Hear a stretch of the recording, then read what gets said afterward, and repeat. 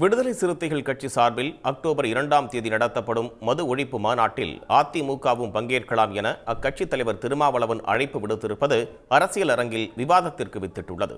இது தொடர்பாக அரசியல் கட்சி தலைவர்கள் தெரிவித்த கருத்துக்களை பார்க்கலாம்.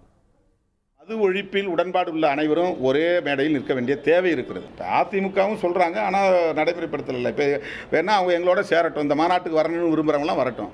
அதிமுக கூட வந்து பங்கேற்கலாம், அதிமுக கூட வரலாம், எந்த கட்சியும் வரலாம். அழைப்பை நாங்கள் வரவேற்கிறோம். கலந்து கொள்வது குறித்து கழக பொதுச் செயலாளர் எடப்பாடியார் அவர்கள் தான் இறுதி முடிவு எடுப்பார்கள். ஆக இந்த சூழ்நிலையில் அண்ணா திராவிட முன்னேற்றக் கழகம் இந்த மது ஒழிப்பு என்கிற குரலுக்கு ஆதரவாக இருக்கிறது என்பதுதான் எங்களுடைய கருத்து. மது ஒழிப்பு மாநாட்டில் அதிமுகவும் பங்கேற்கலாம் மது ஒழிப்பு அது அவங்க இஷ்டம், பங்கேற்பது அவங்க இஷ்டம். அவங்ககிட்ட தான் கேட்கணும். திருமாவளவன் மதுவுக்கு எதிராக போராடுறாராம், அதுக்கு அதிமுகவிற்கு அழைப்பு கொடுத்திருக்கிறாராம். மதவாத சக்திகள் எல்லாம் அவர் கூட சேர்த்துக்க மாட்டாராம். நான் கேட்கிறேன், மதுவை பற்றி பேசும்போது ஏன் மதத்தை பற்றி பேசுகிறீர்கள்?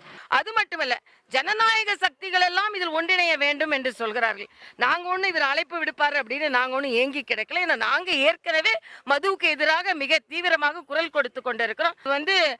மதுவுக்கு எதிரான மாநாடா இல்லை என்னால் கூட்டணிக்கு எதிரான மாநாடா என்பதுதான் நமக்கு சந்தேகமாக இருக்கிறது. சார், யாரை வேணாலும் அழைக்கலாம். அதெல்லாம் நம்ம போய் அது குற்றம் சொல்லிட்டு எல்லாம் இருக்க முடியாது, அது தப்பு பார்க்க முடியாது. ஆனால் அவர் தலைவர் தளபதியோடு நெருங்கிய தொடர்பில் இருக்கின்றார். தலைவர் தளபதியை என்றைக்குமே விரும்புகிற ஒரு சிறந்த நண்பராக இருக்கக்கூடியவர் தான் திருமாவளவன் அவர்கள். எனவே திருமாவளவன் யாரை அழைத்திருந்தாலும் கூட அவர் தளபதியை விட்டு நிச்சயமாக போக மாட்டார். ஒவ்வொரு கட்சிக்கும் ஒவ்வொரு தனிநபருக்கும் இதில் பொறுப்பு இருக்கிறது. திமுகவும் மதுவிலக்கில் உடன்பாடு உள்ள கட்சி தான். அதிமுகவும் மதுவை ஒழிக்க வேண்டும் என்று பேசுகிற கட்சி தான். இடதுசாரிகளுக்கும் இதிலே 100 விழுக்காடு உடன்பாடு உண்டு.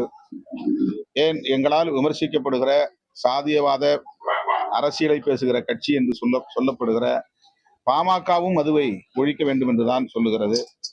ஆகவே எல்லோருக்கும், விடுதலை சிறுத்தைகள் மட்டுமல்ல, எல்லோருக்கும் மதுவை ஒழிக்க வேண்டும் என்கிற நிலைப்பாடு இருக்கிற போது நாம் ஏன் அனைவரும் ஒருங்கிணைந்து அரசியல் அடையாளங்களை கடந்து, கட்சி அடையாளங்களை கடந்து பேசக்கூடாது, குரல் கொடுக்க கூடாது என்ற கேள்வியை விடுதலை சிறுத்தைகள் முன்வைக்கிறோம். இதை தேர்தல் அரசியலை கடந்து அணுக வேண்டும் என்பதுதான் எங்களின் அறைகூவல். உடனுக்குடன் செய்திகளை தெரிந்து கொள்ள சன் நியூஸ் பெல் ஐகானை கிளிக் பண்ணுங்க.